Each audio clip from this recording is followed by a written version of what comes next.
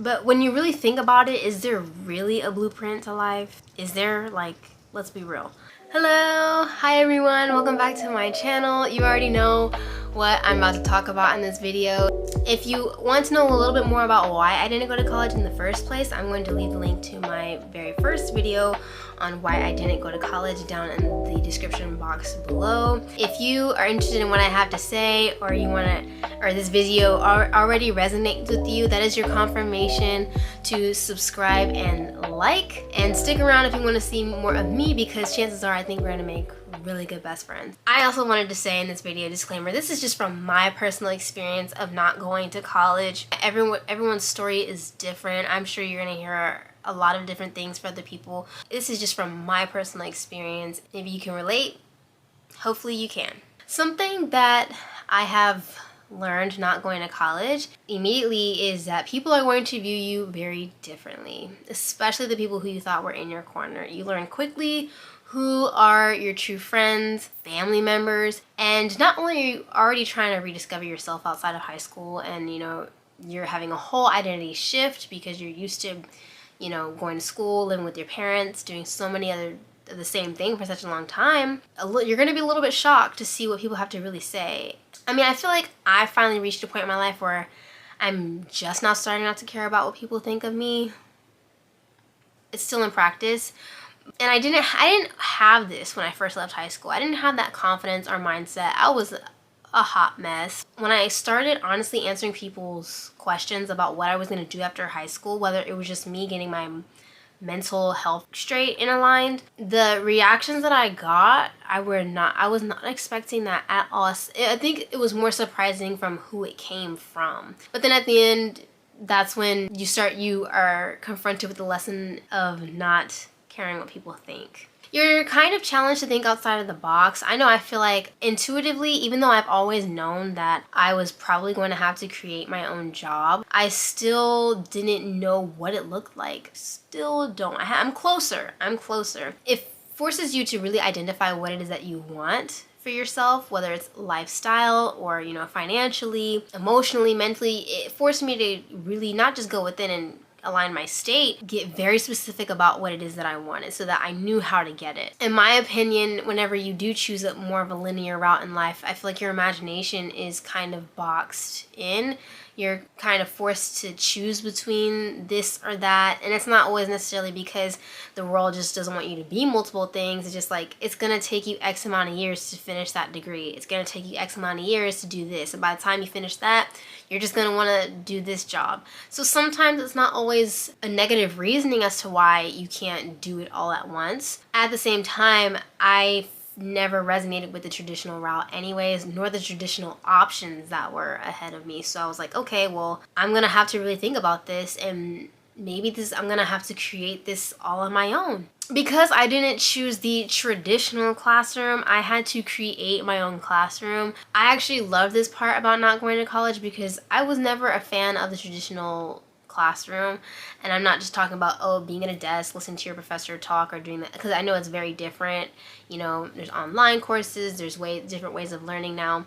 But I always just wanted to focus on what I was interested in learning. And I know college has way more class options and way more courses to take than high school does. You can't always access that hands-on learning that you would want to as you can in the real world. For example, I taught myself Spanish with the job that I have now, working at my local grocery store. I know that has a lot to do with my demographics, but still, I don't think I would have gotten that same experience or even that same immersion that I did had I not been in that situation as to where I was working more around the people that spoke the native language. Therefore, not only was it my interest, but I was able to really pick it up, and that was something I was genuinely interested in, as well as picking up things on self-help, the mind-body-soul connection, herbalism, yoga, getting all these things and combining the arts and music with it. College just told me that I was too much and I had to choose one. Feeling like I don't have that, I don't have those restrictions on me, feels so good. You're going to have to find your own level of discipline into what it is that you actually want to take on first. Because you have to give yourself this level of discipline. Something else that I have learned is you have to invest in yourself. I know we've heard that a lot now. It's kind of thrown around everywhere in every single industry, but investing into yourself, in my opinion, just means fully believing in yourself, fully believing that you can create the life you want without the linear or traditional route. For me, in the beginning, getting my emotional, mental, and spiritual states aligned was me investing into myself. It's gonna look different for everybody. It is not always a financial thing. It can be, but really putting your belief in your faith into yourself. That is something that I have taken away, still in practice right now, even though it's been a minute since I've been in school. Believe in yourself. Creating your own opportunities. You have to create a lot of your own opportunities. And based on my high school experience and where I went to high school, a lot of opportunities were in and out the door. Was it a lot of opportunities? Because a lot of them were just directing you towards a college. It's kind of like one form of opportunity. You do have to create your own opportunities, even if it's for job, meeting new people, internships, exposure to life. But I also feel like it's more accessible whenever nothing is really actually, restraining you from doing that or becoming an obligation. Yes, there are financial obligations. Yes, obviously, your basic needs need to be met. This falls on the line of like social for me, because I feel like now, especially after the pandemic, with everything moving online, or just in the age that we're headed towards, or what we're currently living in now, things are moving more online. So maybe it is accessible for opportunities to, just pop up in your face, literally like an advertisement. Speaking of creating your own opportunities, you do lack a social life. College is a place where you're able to meet new people who are within your age range, or maybe they're not. Your chances of meeting people from different parts of the world are a lot higher, and you're able to basically expand a lot socially in college. You're forced to be around people. It's a lot harder to not make friends than it is to make friends. If you're used to being out and about, you really have to intentionally make the effort to go make friends. And I feel like it's kind of like that just in the adult world anyways, where you have to intentionally put effort into keeping your friends. But I also prefer a smaller circle. I do want to know a lot of people one day. I do want to expand and grow and meet new people. I think that just is going to come naturally with life as you go on and live longer. You're going to feel the loneliness at first. You really will. For me, I never really put that much effort into my social life even prior to graduating high school. I knew a lot of people. A lot of people knew of me. I still never could say I had a best, like a tight, close circle. I never had. And I can't say that I don't have a social life now, or I don't socialize at all. I have my family, my boyfriend, I have my coworkers, and my job. My job forces me to socialize and talk to people. Still very much am a very social person while being introverted at the same time, if that makes sense. You have to build your own blueprint. But when you really think about it, is there really a blueprint to life? Is there? Like, let's be real.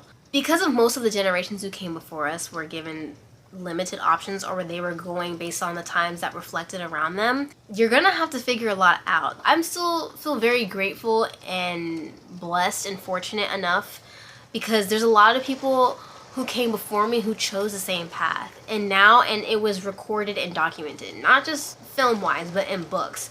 So I feel very fortunate and grateful to be alive in the time that I am in now. I'm still young and in my formative years, and there are plenty of models who came before me who chose the exact same decision I did, and I can only thank them, because they didn't have them, if that makes sense. And at the same time, it helps you figure out what it is that you want, because what they may define as success, you may not define as success at all. I like getting transparent with myself. I like asking myself what it is that I want, and not unconsciously taking on someone else's dreams, or just falling into the simulation of what society tells me to do. I'm still learning this lesson because it applies to many areas in life, but life isn't about necessarily becoming something outside of yourself. I've realized that I am enough. This has come with a lot of self-work and a lot of, you know, going within and just putting myself out there and taking risk. I have learned that I am enough without, you know, checking that box. I am enough without doing something that's so linear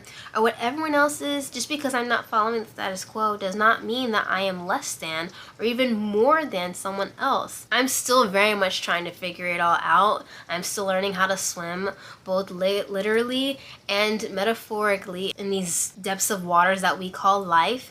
And I think ultimately I know that certainty is a skill set and something that you have to build. And sometimes I believe that belief alone in yourself is the real fertilizer to a really great, fulfilling life. I hope this video made sense. I really do, because I don't know if I got to all the points that I wanted to. I hope this was really relatable. I hope this was helpful. I hope I was able to shine some light on some things that you might not have thought about, or maybe you're in the same boat as I am, or maybe you just really like my content, so you're gonna click and like and subscribe. Thank you so much for clicking on it and watching, and until next time, bye!